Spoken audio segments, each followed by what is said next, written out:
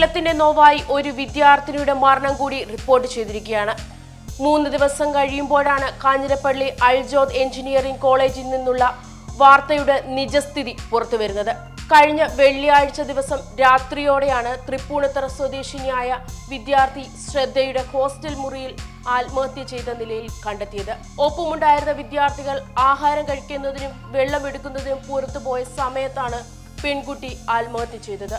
മരണത്തെ തുടർന്ന് അൽജോദ് എഞ്ചിനീയറിംഗ് കോളേജിൽ വിദ്യാർത്ഥികൾ പ്രക്ഷോഭം ആരംഭിച്ചിരിക്കുകയാണ്. ഇതോടെയാണ് മരണവാർത്തയ്ക്ക് പിന്നിലുള്ള കാരണം പുറത്തു വന്നത്.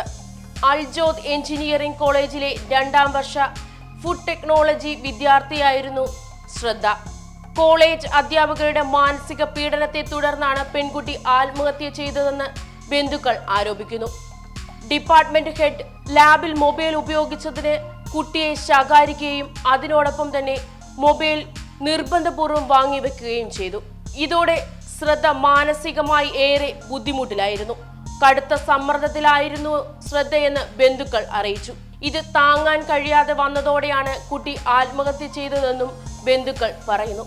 അതുമാത്രവുമല്ല, രാത്രിയിൽ ഫാനിൽ തൂങ്ങി നിൽക്കുന്നതായി സഹപാഠികൾ കണ്ടെത്തിയതിനെ തുടർന്നാണ് ശ്രദ്ധയെ ആശുപത്രിയിൽ പ്രവേശിപ്പിച്ചത്. അതേസമയം ആശുപത്രിയിൽ എത്തിച്ച ശ്രദ്ധയ്ക്ക് തലകറക്കമാണെന്ന് കോളേജ് അധികൃതർ ഡോക്ടറെ അറിയിച്ചത്. അതോടെ ശ്രദ്ധയുടെ മതിയായ ചികിത്സ നൽകാൻ കഴിയാതെ പോവുകയായിരുന്നു. ശ്രദ്ധയെ ആശുപത്രിയിൽ എത്തിച്ച കോളേജ് അധികാരികൾ കൃത്യമായ കാര്യം പറഞ്ഞിരുന്നുവെങ്കിൽ ചികിത്സ ലഭിക്കുമായിരുന്നുവെന്ന് ബന്ധുക്കൾ പറയുന്നു.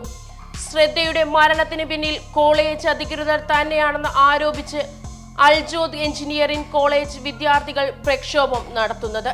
കുട്ടികളെ ശരിയായ രീതിയിൽ കൈകാര്യം ചെയ്യുന്നതിൽ കോളേജ് അധികാരികൾക്ക് കഴിയാതെ പോകുന്നതിന്റെ തെളിവ് കൂടിയാണ് അൽജോദ് എഞ്ചിനീയറിംഗ് കോളേജിലെ അധ്യാപകർ ഈ പ്രവൃത്തിയിലൂടെ കാണിച്ചു തരുന്നത്.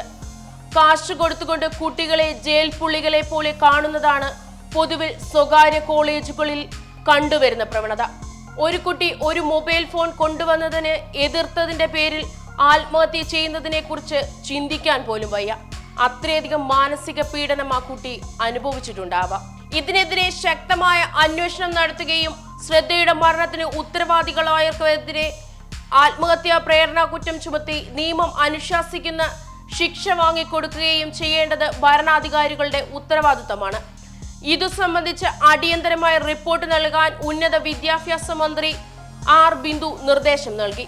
ഉന്നത വിദ്യാഭ്യാസ പ്രിൻസിപ്പൽ സെക്രട്ടറി ഇഷാന്ത് റോയിക്കാണ് നിർദ്ദേശം നൽകിയിരിക്കുന്നത്. എന്നിരുന്നാലും മന്ത്രി ആർ ബിന്ദുവിന്റെ നീക്കത്തെ 2 കൈയും നീട്ടി സ്വാഗതം ചെയ്യുന്നു. അന്വേഷണം പണത്തിന്റെയോ സ്വാധീനത്തിന്റെയോ കെണിയിൽ വീണ് ആ മാതാപിതാക്കൾക്ക് നീതി ലഭിക്കാതിരിക്കാൻ ഇടയാക്കരുത് എന്ന് അപേക്ഷിക്കുന്നു.